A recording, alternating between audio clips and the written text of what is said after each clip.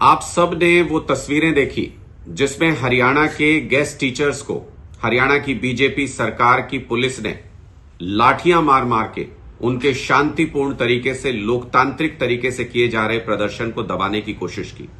भाजपा की सरकार ने तो इन शिक्षकों के ऊपर अब लाठियां बरसाई हैं और सीधे सीधे अपनी नीयत बता दी है कि हम आपको कभी स्थायी नहीं करने वाले, लेकिन अगर मांग भी लेकर के आप हमारे पास आएंगे तो आपके ऊपर लाठियां भांजी जाएंगी, आपके सिर फोड़े जाएंगे।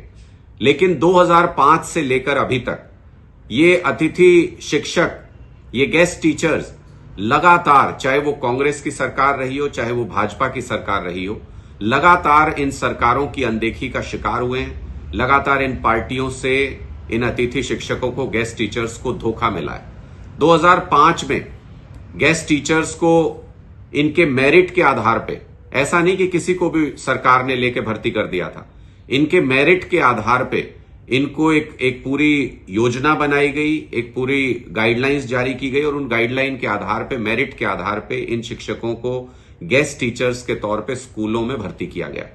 2009 में कांग्रेस ने इनसे वादा किया कि हम आपको पक्का कर देंगे, स्थायी कर देंगे, और वो वादा झूठा साबित हुआ। इनको स्थायी तो नहीं किया गया, इनको कहा गया कि कॉन्ट्रैक्ट है, अब आपको हर साल इसको रिन्यू कराना पड़ेगा, और जो स्थायी नौकरी के जो फायदे हैं, जो सैलरी है, वो भी इनको नहीं दिया गया। उसके बाद ये लगातार 2009 से लेकर 2014 तक कांग्रेस की सरकार से संघर्ष करते रहे कि हमको स्थायी कर दीजिए, आपने वादा किया था, लेकिन कांग्रेस ने इनको स्थायी नहीं किया। 2014 में भारतीय जनता पार्टी के नेताओं ने, भारतीय जनता पार्टी के तत्कालीन प्रदेशाध्यक्ष ने अपने लेटर हेड पे लिख के इनको दिया। मैं आपको अगर वो दिखाऊं तो अपने लेटर हेड के ऊपर भारतीय जनता पार्टी ने 2014 में ये लिख के दिया कि आप लोग अपना जो धरना है उसको, भूख हड़ताल को खत्म कर दीजिए और जैसे ही हमारी सरकार आएगी हम आपको स्थायी नौकरी देंगे। इन्होंने साफ तौर पे इन्होंने कहा कि सरकार बनते ही 15,000 अतिथि अध्यापक की स्थायी नियुक्ति की जाएगी। ये बहुत स्पष्ट तौर पे बीजेपी ने अपने लेटर हेड पे लिख के दिया। इससे बड़ा तो क्या हो सकता है।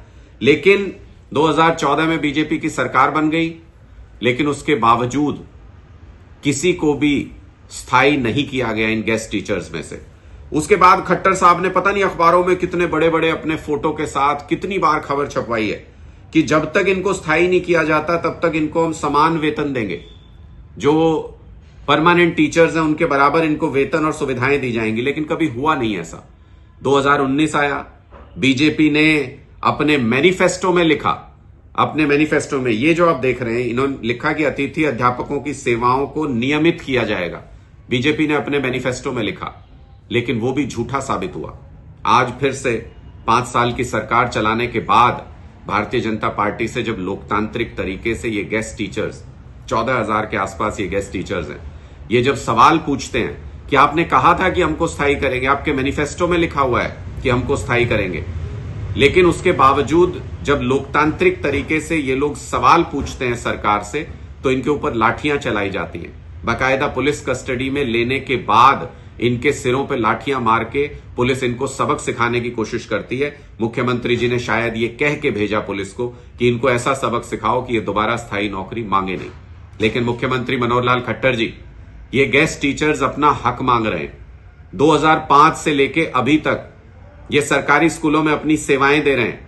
इसका मतलब 18 साल से लगातार ये सरकारी स्कूलों में, और मेरिट के आधार पर इनका चयन हुआ था, लगातार ये 18 साल से अपनी सेवाएं दे रहे हैं। उसके बावजूद भी आप इनको स्थायी नहीं करना चाहते। अब ये किसी भी जॉब में अप्लाई करने के लिए एलिजिबल नहीं बचे होंगे, इनकी उम्र निकल गई होगी। इसलिए इनके एक्सपीरियंस, तजुर्बे को आधार बना करके बहुत आराम से इनको स्थायी नियुक्ति इनकी की जा सकती है। लेकिन भारतीय जनता पार्टी हरियाणा के युवाओं को, हरियाणा के लोगों को रोजगार देना नहीं चाहती, नौकरी देना नहीं चाहती। इसलिए भारतीय जनता पार्टी इन गेस्ट टीचर्स को भी लगातार लटका रही है इनके मामले को, और जब ये लोकतांत्रिक तरीके से अपना हक मांगने जाते हैं तो इनके ऊपर लाठियां बरसाई जाती हैं। खट्टर साहब, चुनाव नजदीक आ रहा है, आप फिर इन गेस्ट टीचर्स के घरों पे भी वोट मांगने के लिए जाएंगे, और तब यही गेस्ट टीचर्स होंगे जो आपको आपकी सही जगह दिखाएंगे, जो आपको आपकी राजनीति का जवाब चुनाव में वोट के जरिए देंगे। और आप जब गिड़गिड़ाएंगे इनके सामने वोट मांगने के लिए, तो ये आपको अपनी 18 साल की वो तड़प याद दिलाएंगे जो आपने मजबूर किया इन शिक्षकों को तड़पने के लिए, इनके ऊपर लाठियां चलाई। एक एक किस्सा याद रखा जाएगा खट्टर साहब, एक एक बात का जवाब दिया जाएगा।